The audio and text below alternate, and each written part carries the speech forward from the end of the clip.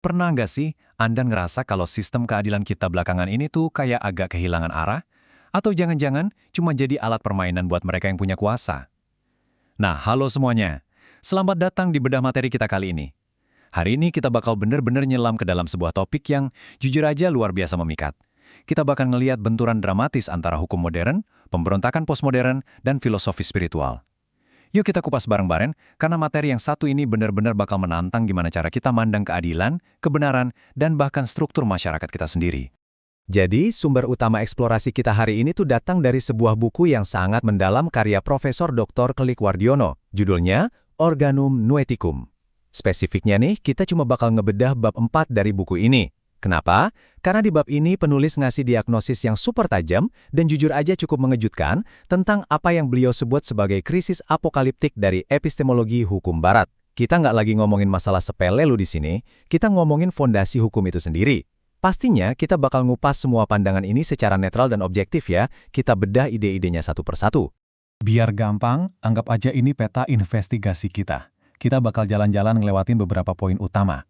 Mulai dari pemberontakan gelombang ketiga, terus menggugat kuasa ekonomi, lanjut ke membongkar bias gender dan ras, habis itu kita masuk ke kematian teks dan kebenaran, ngelewatin jebakan nihilisme, dan puncaknya menuju jalan keempat. Intinya, kita bakal ngelacak kebangkitan dan, kejatuhan yang cukup tragis dari teori-teori hukum postmodern ini. Oke, kita masuk ke bagian pertama, pemberontakan gelombang ketiga, menggugat kuasa ekonomi. Kita mulai investigasi ini dengan ngebahas tersangka utamanya, yaitu Critical Legal Studies, atau sering disingkat CLS. Pada zamannya, gerakan ini tuh benar-benar menghantam dunia hukum kayak badai besar yang gak bisa di-stop, nyoba ngebongkar semua kemapanan yang ada. Nah, konsep kuncinya di sini tuh namanya false necessity atau kebutuhan palsu. Bayangin aja, selama ini kan kita sering dikasih tahu kalau hukum itu ibarat gravitasi ya, sistem yang pasti, objektif, dan netral. Tapi buku ini ngejelasin gimana pemikir kayak Roberto Unger dan Duncan Kennedy tuh ngebongkar abis mitos itu. Mereka berargumen kalau tatanan hukum yang kita lihat sekarang ini bukanlah sebuah keniscayaan yang objektif. Malahan, hukum itu sebenarnya adalah arena pertarungan politik. Hukum itu instrumen hegemoni yang sengaja dirancang cuma buat ngamanin posisi dan hartanya kelas elit. Cukup tajam kan? Sekarang, mari kita timbang hasilnya. Di satu sisi, buku ini benar-benar ngakuin keberhasilan brilian CLS dalam melanjangi mitos objektivitas hukum tadi, dan ngebongkar ketimpangan ekonomi secara nyata. Tapi di sisi lain, buku ini juga nyatat kegagalan fatal mereka. Mereka ini ibaratnya kejebak sama hobi trashing for the sake of trashing. Jadi cuma sibuk ngehancurin tapi nggak tahu gimana cara ngebangun kembalinya. Mereka akhirnya kena yang namanya nihilisme metodologis. Karena mereka sama sekali nggak punya dasar normatif atau landasan moral yang kuat setelah ngelakuin dekonstruksi tadi. Penulisnya pakai metafora yang menurut saya dapat banget di sini. Beliau ngegambarin CLS itu kayak pakai akal rasional layaknya sebuah palu godam dekonstruksi. Gini loh, mereka emang jago banget ngebongkar sistem. Tapi karena mereka ngebuang nilai-nilai keadilan transendental, yaitu kebenaran yang bersumber dari ilahi, mereka akhirnya malah ngidap penyakit kebutaan vertikal. Ya, vertical blindness. Artinya mereka secara sadar mutusin diri dari bimbingan spiritual apapun. Lanjut ke bagian kedua ya, yaitu membongkar bias gender dan ras lewat feminist legal theory dan critical race theory. Kita geser ke fase berikutnya dari pemberontakan postmodern ini, yang sekarang fokusnya udah pindah ke isu-isu keadilan identitas. Di sini kita ngelihat pola keberhasilan dan kegagalan lagi. Teori-teori ini emang valid dan sukses banget secara empiris buat nyingkap bias patriarki dan rasisme sistemik yang diam-diam sembunyi di balik klaim hukum yang katanya buta warna atau netral itu. Sayangnya, penulis berargumen kalau kritik ini tuh gagal nahan orientasi kemanusiaan yang harusnya menyatukan kita semua. Gerakan ini malah merosot jadi reduksionisme somatik. Bingung ya? Gampangnya gini, manusia itu akhirnya dinilai murni cuma dari cangkang fisiknya aja, kayak warna kulit atau gendernya. Dan pada akhirnya, ini malah nyiptain jarak dan keterasingan baru antar sesama manusia. Poin yang paling krusial di sini ada di konsep Olympics of Victimhood atau Olimpiade Korban.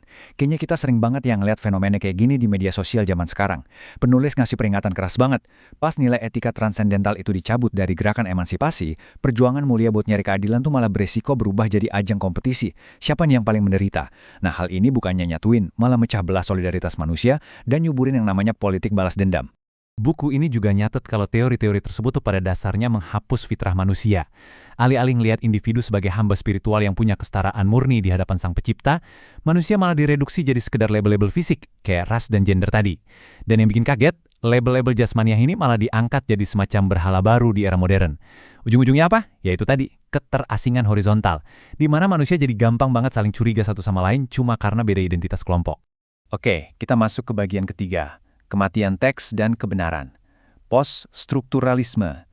Sekarang, kita mau mindahin lensa investigasi kita ke ide-ide yang super radikal dari pemikir kayak Jacques Derrida dan Michel Foucault.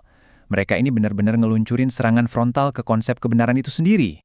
Gini, menggugat makna teks yang kaku dan terkesan otoriter itu emang sebuah langkah kritis yang kita perlukan. Tapi buku ini ngambil sikap yang jelas.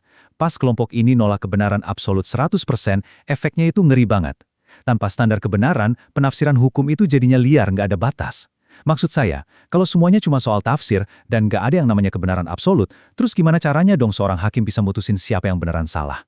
Ironisnya, karena nggak ada batas ini, hukum malah jadi super rapuh. Gampang banget dibajak sama kaum oligarki yang emang punya duit dan kuasa buat manipulasi makna sesuka hati mereka. Nah, di sini penulis pakai lensa spiritual yang menurut saya brilian banget. Minjem konsep panoptikon dari Foucault, buku ini ngegambarin sesuatu yang kerasa dekat banget sama hidup kita sekarang. Negara modern sebagai mesin pengawas digital yang dingin dan sekurer. Kita ini, di mata sistem itu, udah direduksi cuma jadi deretan kode data, algoritma di layar. Mesin yang dingin ini tuh dengan sombongnya nyoba ngegantiin muraqabah, yaitu pengawasan Tuhan yang penuh kasih dan benar-benar bermakna. Buat ngerangkum gimana jatuhnya akal rasional ini, penulis tuh pakai metafora kuno, yaitu Uroboros. Coba deh bayangin, rasio itu kayak ular mitologi buas yang perlahan-lahan makan ekornya sendiri. Nah, kayak gitulah proses dekonstruksi ini bekerja. Dia ngancurin pijakan rasionalitasnya sendiri sampai akhirnya jatuh ke dalam jurang aporia. Sebuah jalan buntu yang benar-benar buntu, nggak ada jalan keluarnya. Ini tuh ibaratnya bunuh diri intelektual. Sekarang kita sampai di bagian keempat, jebakan nihilisme mengkarantina gelombang ketiga di koordinat B. Setelah kita ngelihat semua buktinya tadi, sekarang waktunya kita dengerin putusan akhir atau vonis dari buku ini terhadap seluruh teori postmodern tersebut. Mari kita perhatiin matriks dialektika noetik ini. Matriks ini dengan sangat jelas memetakan kenapa penulis, baik secara hukum maupun filosofis, ngekarantina semua teori pemberontakan tadi mulai dari CLS, FLT, CRT, sampai postmodernisme ke dalam satu sel konseptual. Sel ini disebut koordinat B. Nah, koordinat B ini tuh titik kritis banget. Disinilah nalar sekuler yang nolak wahyu ketemu sama dekonstruksi radikal yang ngereduksi hukum cuma jadi sekumpulan fakta sosial dan relasi kuasa. Ada satu kutipan yang benar-benar nyayat hati tapi tajam banget. Penulis ngegambarin manusia modern yang kejebak di koordinat B ini sebagai gelandangan rohani. Kok bisa? Karena mereka tuh secara sinis nolak bimbingan wahyu, tapi di saat yang sama ngancurin pijakan akal rasionalnya sendiri. Ujung-ujungnya, umat manusia dibiarin kehilangan arah. Kita tuh seolah-olah buang peta kita sendiri, terus dibiarin ngembara, nggak punya tempat berteduh di tengah padang pasir kebebasan yang ternyata palsu dan hampa banget. Gejala penyakit epistemologis atau patologi dari koordinat B ini tuh beneran brutal. Kita dihadapin sama kebutaan vertikal dan sekularisme ekstrim, di mana Tuhan tuh benar-benar dicoret dari persamaan. Terus ada kematian narasi besar, keangkuhan Promethean yang bikin amnesia eksistensial, sampai ke moderitas cair. Di titik ini, hukum tuh cuma jadi simulasi teatrikal di dunia hyperreality. Keadilan nggak lagi dicari kebenarannya, tapi diproduksi sama mereka yang sanggup nyewa pengacara paling mahal atau ngendalin opini publik. Pada akhirnya, hukum kehilangan irama kosmisnya, cuma nyisain kebisingan yang nggak ada maknanya sama sekali. Kita masuk ke bagian kelima, menuju jalan keempat, fajar noetik. Tapi jangan putus asa dulu. Mari kita ubah nadanya. Dari yang tadi keruntuhan postmodernisme yang surem banget, sekarang kita menuju ke sebuah resolusi yang penuh harapan. Resolusi ini disajikan di bagian akhir babnya. Menurut Prof. Klik, fakta bahwa umat manusia saat ini lagi berdiri kedinginan di tengah puing-puing peradaban hukum modern, itu justru merupakan sebuah prasyarat historis yang penting loh.